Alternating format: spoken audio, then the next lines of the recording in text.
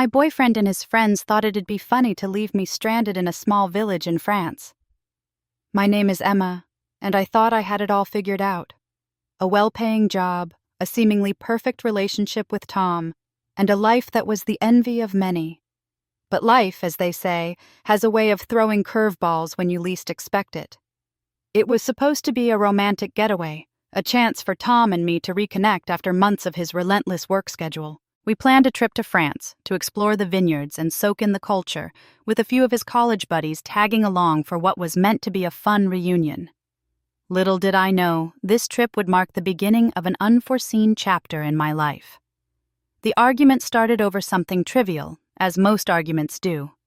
We were at a quaint wine-tasting event in the small village of Montignac, nestled in the heart of Bordeaux. The sun was setting, casting a golden hue over the cobblestone streets, and the air was thick with the scent of grapes and laughter.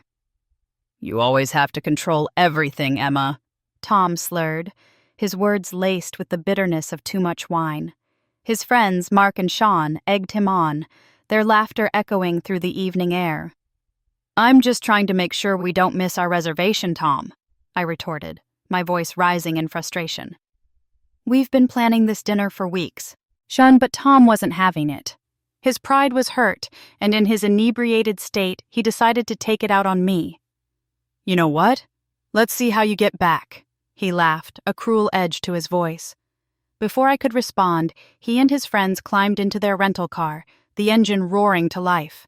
I stood there, frozen, as the car's taillights disappeared around the bend, leaving me in a cloud of dust and the fading echo of their laughter. The argument we'd been having suddenly seemed meaningless. "He's coming back," I whispered to myself, trying to convince myself this was just a cruel prank. But as minutes turned into an hour, the knot in my stomach tightened, and I knew this was no jest. The sky darkened over Montignac, the village now feeling more like a maze than the picturesque haven it had been earlier. I had $75 in my purse, my passport, and the clothes on my back. My credit cards were in Tom's wallet, which he had insisted on carrying since my small clutch couldn't hold everything. I was alone in a foreign country, left to fend for myself. The locals, enjoying their evening meals at sidewalk tables, cast curious glances my way. An elderly woman from the cafe where we had our argument approached me, her eyes filled with concern. She spoke in rapid French, but I caught the word hotel and nodded, my French limited to basic phrases. She pointed down the street, and I followed her directions, my feet heavy with the weight of betrayal. The hotel was small, its sign barely visible in the dimming light. The owner, a kind-faced man with a mustache, seemed to understand my predicament without me needing to explain much. He offered me a room, his sympathy palpable. As I settled into the modest room, my mind raced. I checked my phone. No messages, no calls from Tom. I was truly alone, abandoned in a village whose name I could hardly pronounce. But as I lay down on the narrow bed, a strange calm began to settle over me. This was not how I envisioned my trip to France, but as the first night of my unexpected solitude began, I realized something profound. Maybe, just maybe, this was the beginning of a journey I needed, one that would teach me about resilience, independence, and the unexpected beauty of life's detours. The morning light filtered through the thin curtains of the hotel room, casting a soft glow that did little to lift the heavy weight of realization on my chest. The events of the previous night replayed in my mind like a cruel movie, each scene more unbelievable than the last. Shock had turned into a cold, hard panic. I sat up, my heart racing, as the full extent of my situation sunk in. I was in a foreign country, with limited resources and no immediate way to get back home. My phone, now my lifeline, showed no missed calls or messages from Tom. It was as if he had simply erased me from his life. I took deep breaths, trying to quell the rising tide of fear. "Think, Emma. Think," I muttered to myself. First, I needed shelter for the night. I had managed that. Now, I needed to survive, to find a way to navigate this unexpected detour. I ventured out into the village, my steps hesitant. Montignac was waking up. The bakery was already bustling with locals buying fresh bread, and the cafe where the argument had begun was now serving breakfast. The same elderly woman from the night before spotted me and approached, her face softening as she spoke in a gentle French, offering me a coffee and a croissant. I accepted, my stomach growling, reminding me I hadn't eaten since the wine tasting. As I sipped the strong coffee, my mind began to clear. I needed to communicate, to find help. My high school French was rusty, but I managed to ask the woman if there was a police station nearby. With her directions, I made my way to the small police station on the outskirts of the village. The officer there, a middle-aged man with kind eyes, listened to my broken French explanation.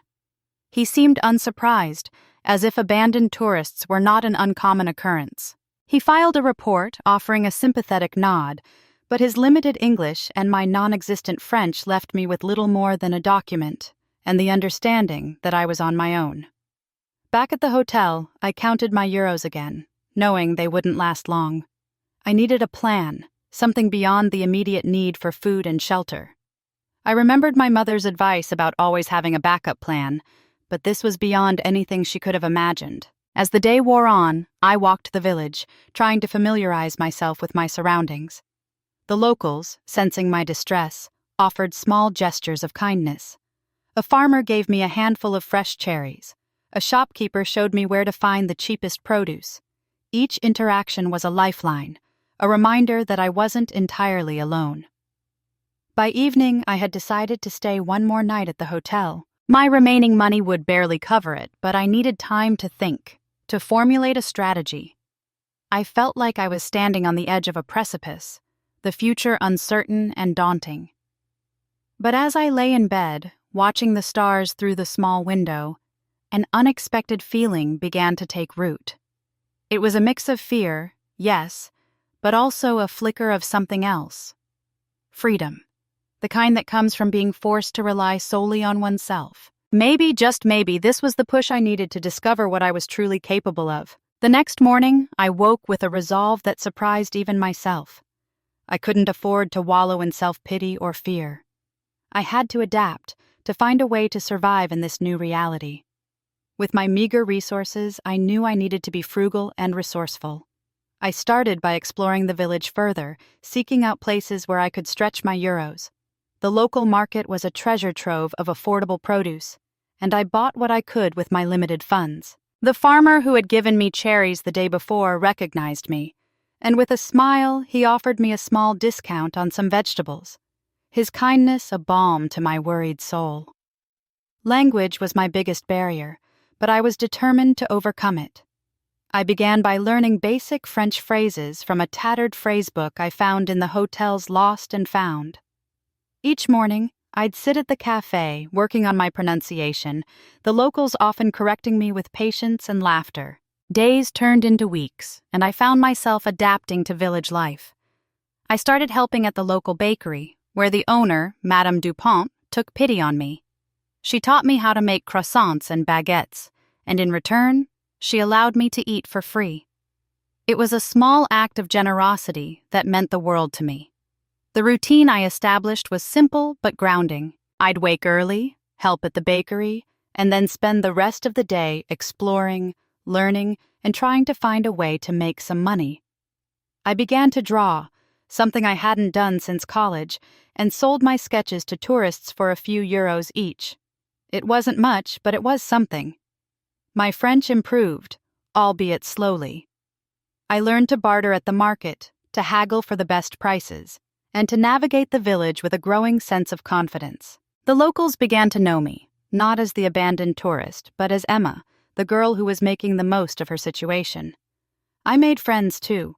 There was Jean, the baker's son, who taught me how to play pétanque, and Marie, a young artist whose paintings adorned the village square. They became my lifeline, offering companionship and a sense of belonging. One day, as I was sketching in the village square, an elderly man approached me. He introduced himself as Monsieur Lefebvre, a retired teacher. He offered to give me French lessons in exchange for English lessons for his grandchildren. It was a fair trade, and soon our lessons became a daily ritual, a highlight of my day. Through these interactions, I began to see Montignac not just as a place where I was stranded, but as a community that had embraced me. I learned about their traditions, like the annual grape harvest festival, where the entire village came together to celebrate. I joined in, my hands stained with grape juice, my laughter mingling with theirs. As autumn approached, the village's beauty intensified. The leaves turned golden, and the air was crisp with the promise of change. I found myself less concerned with my predicament and more absorbed in the life I was building. I was no longer just surviving. I was living, truly living, in a way I never had before. My days were filled with work at the bakery, language lessons, and the simple joys of village life. I even began to save a little money, enough to consider renting a small room above the bakery, which Madame Dupont offered me at a reasonable rate. One evening, as I sat with Marie, sipping wine under the stars, she asked me about my plans. "You seem to have found a new life here, Emma," she said, her voice gentle. "What will you do?" I looked up at the sky, the stars twinkling above, and for the first time, I didn't feel the urge to rush back to my old life. "I think," I began, choosing my words carefully, "I'm going to stay a while longer. There's still so much to learn, and I've found something here I didn't know I was looking for." It was true. In the chaos of being abandoned, I had discovered a strength within me, a resilience I never knew I possessed. Montignac had become not just a place to survive, but a place where I was beginning to thrive. As the weeks turned into months, Montignac began to feel less like a temporary refuge and more like a home. The village's rhythms became my own, and with each passing day, I felt a deeper connection to this place and its people. My French improved significantly, thanks to Monsieur Lefebvre's lessons and the daily immersion in village life. I could now hold conversations with ease, barter at the market, and even tell stories in French that made the locals laugh. Language was no longer a barrier but a bridge that connected me to this community. One crisp morning, as I was helping Madame Dupont at the bakery, she handed me a small envelope. "This came for you," she said, her eyes twinkling with curiosity. Inside was a letter from Tom, the first communication I'd received from him since he left me in Montignac. His words were apologetic, filled with regret, and promises of making it up to me. He had been in a dark place, he explained, and had acted out of character. He wanted me back, to return to our life together in the city. I read the letter several times, each reading stirring different emotions within me. There was a time when I would have jumped at the chance to go back, to return to the life I thought I wanted.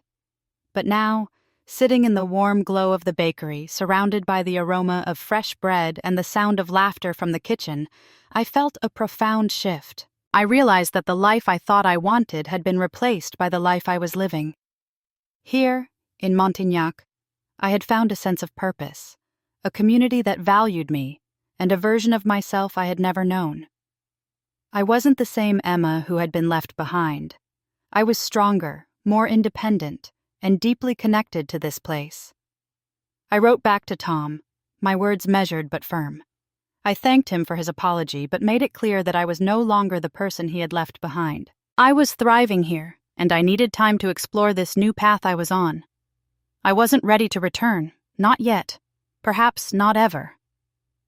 With that decision made, I felt a weight lift off my shoulders. I was free to continue my journey of self-discovery. I threw myself into village life with renewed vigor. I learned to make cheese from the local farmer, joined a book club where we discussed literature in both French and English, and even began to volunteer at the village school, teaching English to the children. One day, while walking through the vineyards, I met an elderly woman named Genevieve. She was pruning her grapevines, her hands gnarled but deft. We struck up a conversation, and she shared stories of her life, of love, loss, and the resilience of the human spirit. Her tales were like the vines she tended, rooted in the soil of experience. Genevieve became my mentor, teaching me about winemaking, but more importantly, about life.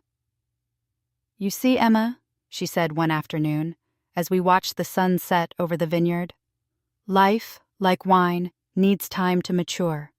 You've been given a chance to ferment, to grow, and to become something richer." Her words resonated with me. I was fermenting, evolving into a version of myself that was more complex, more nuanced. I began to see my time in Montignac not as a detour, but as a necessary part of my journey. My sketches, once a means of survival, had now become a passion. I started a small art exhibition in the village square, showcasing the beauty of Montignac through my eyes. The turnout was surprising. Locals and tourists alike came to see my work, and with each piece sold, I felt a validation of my new path. Through all this, I hadn't forgotten my roots. I kept in touch with my family, sharing stories of my adventures and the people I had met. They were supportive, proud even, of the person I was becoming. One evening, as the village prepared for the annual harvest festival, I found myself reflecting on how far I had come. I was no longer the abandoned tourist. I was Emma, the artist, the teacher, the friend, and the daughter of Montignac. The festival was a celebration of life, of the earth's bounty, and of community. I danced in the square, my feet moving to the rhythm of the accordion, laughter mingling with the music. As I looked around at the faces of my friends, my family by choice, I realized that this was where I was meant to be, at least for now. In the quiet moments, sitting under the stars with a glass of the village's finest wine, I knew that I had turned betrayal into triumph. Not because I had overcome adversity, but because I had discovered a part of myself that had been waiting to bloom. I was no longer just surviving. I was thriving, living a life that was richer and more fulfilling than I could have ever imagined. The winter in Montignac brought a crisp chill to the air, and with it, a sense of renewal. The village, blanketed in a light dusting of snow, looked like a scene from a fairy tale. As the year drew to a close, I found myself at a crossroads, reflecting on the journey that had brought me here, and contemplating what lay ahead. The letter from Tom had stirred something within me. Not a desire to return to him, but an understanding that my time in Montignac had been transformative. I had grown, not just in my ability to adapt, but in my understanding of what I truly wanted from life. The village had given me roots, but now I felt a pull towards new horizons. One morning, as I sipped coffee at the cafe, Madame Dupont approached me with a knowing smile. "Emma, I've been meaning to talk to you," she began. "I've seen how much you've changed. How you've embraced our village, but I also see the wanderlust in your eyes." I nodded, feeling a mix of gratitude and anticipation. "I've found so much here, Madame Dupont, more than I could have ever hoped for, but there's still so much out there, and I feel like I need to explore." She placed a gentle hand on mine. "We will always be here, Emma. Montignac will always welcome you back, but you're young, and the world is vast. Go. See what else it has to offer." Her words were the push I needed. Over the next few days, I made preparations. I sold some of my sketches, saving enough money for a modest travel fund. I said my goodbyes, each one filled with promises to keep in touch, to return, and to carry the spirit of Montignac with me wherever I went. The day I left, the village gathered to see me off. There were tears, hugs, and well-wishes. Genevieve, with her wise eyes, handed me a small bottle of wine from her vineyard. "Remember, Emma, wherever you go, remember your roots. They are what keep you grounded no matter how high you soar." With a final wave, I boarded the train, my heart heavy with the weight of leaving but light with the promise of adventure. As the landscape of Montignac faded into the distance, I felt a profound sense of gratitude for the unexpected detour that had led me here. My journey took me across Europe, from the bustling streets of Paris to the serene beauty of the Swiss Alps. Each place was a new canvas, and I painted my experiences with the colors of my newfound independence. I worked odd jobs, from bartending in Berlin to teaching English in Barcelona, always saving enough to keep moving. Through it all, I kept a journal, documenting my travels, the people I met, and the lessons learned. I sent postcards to Montignac, sharing snippets of my life with my friends there. They wrote back, their letters a comforting reminder of the home I had found and left behind. Months turned into a year, and as I sat in a quaint cafe in Athens, I realized how much I had changed. The girl who had been abandoned in Montignac had grown into a woman who embraced life with open arms. I had tasted freedom, not just in the physical sense of traveling, but in the freedom of self-discovery, of knowing that I could rely on myself. One evening, as I watched the sunset over the Acropolis, my phone buzzed with a message from Marie. It was an invitation to the next year's Harvest Festival in Montignac. The message read, "Come home, Emma. We miss you." Home. The word resonated with me. Montignac had become more than just a place. It was a part of who I was now. I replied, "I'll be there. Can't wait to see you all." As I planned my return, I knew I wasn't going back to the same life I had left. I was returning as someone who had seen the world, who had learned to trust her instincts, and who had found her own path. I was ready to share my stories, to reconnect with my village, and to start a new chapter in my life, one where I could blend the lessons of Montignac with the experiences of the world. The journey had taught me that life isn't about the destination. It's about the journey itself, the people we meet, the experiences we gather, and the growth that comes from stepping out of our comfort zones. With this realization, I embarked on the next part of my journey, knowing that wherever I went, Montignac would always be my touchstone, my beginning, and my new beginning. The train ride back to Montignac felt like a journey through time, each mile bringing me closer to a place that was both familiar and new. As the landscape changed from urban sprawl to the gentle rolling hills of the French countryside, I felt a mix of excitement and nostalgia. When I stepped off the train, the first thing I noticed was the scent of the village, a blend of fresh bread, blooming flowers, and the subtle hint of wine from the vineyards. It was like stepping into a memory, one that had been waiting for me. The villagers greeted me with open arms, their smiles as warm as the sun that bathed the square. There was Jean, now taller and more confident, who hugged me tightly, his laughter infectious. Marie, her hair streaked with new colors, welcomed me with a painting she had made of the village, a gift to commemorate my return. Madame Dupont, her eyes twinkling with joy, had prepared a special cake for my homecoming. "Welcome back, Emma," she said, her voice thick with emotion. "Montignac missed you." I spent the first few days reconnecting with the village, sharing stories of my travels over cups of coffee at the cafe, helping at the bakery, and walking through the vineyards with Genevieve. Each conversation, each shared moment, felt like I was piecing together a part of myself that had been scattered across Europe. One evening, as the village prepared for the Harvest Festival, I sat with Monsieur Lefebvre, who had aged gracefully but was still as sharp as ever. "You've grown, Emma," he said, his voice soft. "Your journey has shaped you, but remember, the roots you've grown here are strong." His words echoed in my mind as I watched the festival unfold. The square was alive with music, laughter, and the clinking of glasses. I danced with friends old and new, feeling the rhythm of life in Montignac pulse through me. During the festival, I met a newcomer to the village, a young writer named Julien. His passion for storytelling mirrored my own journey of self-discovery. We talked for hours, sharing tales of our adventures, and there was an instant connection, a spark of something new and exciting. As the festival wound down, Julien asked if I would show him around Montignac to see it through my eyes. We walked through the quiet streets, the stars above a testament to the timeless beauty of the village. "This place," I began, "it's not just a village. It's a sanctuary, a place where I found myself." Julien listened intently, his eyes reflecting the starlight. "I see why you came back," he said. "There's magic here, in the people, in the stories." Our conversation continued into the night, and I realized that while Montignac was my home, it was also a place where new stories could begin. I felt a pull, not just to stay, but to contribute, to weave my experiences into the fabric of the village. The days that followed were filled with reflection and action.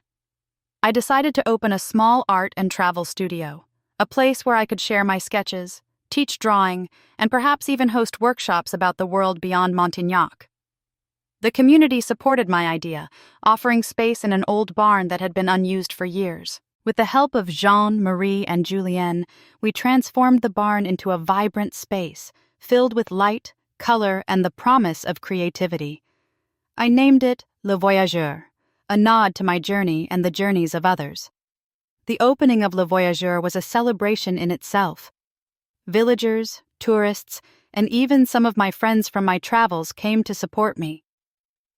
As I stood in front of the assembled crowd, I felt a profound sense of accomplishment. This, I said, my voice steady, is not just about art or travel. It's about sharing stories, about connecting with each other, about finding our place in the world, wherever that might be. The studio thrived, becoming a hub for locals and visitors alike. I taught classes, shared my sketches, and listened to the tales of those who walked through my doors. Julien became a frequent collaborator, his writing complementing my art, creating a tapestry of shared experiences. One autumn evening, as the leaves turned and the air grew crisp, I sat with Genevieve, watching the sunset over the vineyards. "Emma," she said, her voice gentle, "you've brought something special back to Montignac. Your journey has enriched us all." I looked at her, at the village that had become my home, and then at Julien, who had become an unexpected but cherished part of my new life. "I think," I said, "I've found a balance, a way to have roots here, in Montignac, while still exploring the horizons beyond." Genevieve smiled, her eyes wise with the knowledge of many seasons. "That, ma chère, is the beauty of life. We grow, we explore, but we always come back to where our hearts truly lie."